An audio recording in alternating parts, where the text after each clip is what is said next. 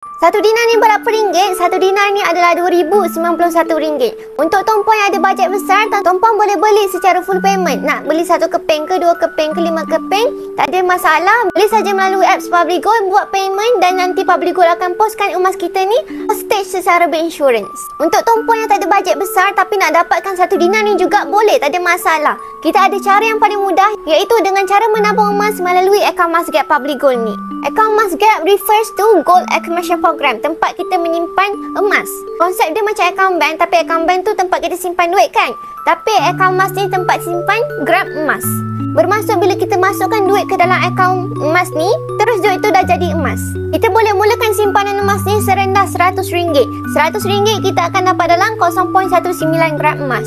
Ataupun tuan-puan yang ada bajet besar terus, tuan-puan boleh mulakan dengan 1 gram yang pertama. 1 gram pada hari ni dekat RM492. Jadi bila dah mulakan simpanan emas yang pertama, tuan-puan konsisten menabung setiap bulan sampailah cukup berat 1 dinar, iaitu 4.25 gram emas. Contoh, kalau tuan-puan konsisten menabung 1 gram 1 bulan, dalam masa 5 bulan tuan-puan dah ada 5 gram emas. Terus tuan-puan dah boleh decide untuk withdraw emas 1 dinar ni melalui apps Public Gold ni sahaja. Okey? Jadi untuk tuan-puan yang nak mulakan simpanan emas, tuan-puan perlu ada akaun emas ni. Nak buka akaun emas macam mana? Boleh refer pin video saya untuk daftar akaun emas secara percuma. Follow rapat-rapat untuk ilmu emas dan kewangan. Manfaat.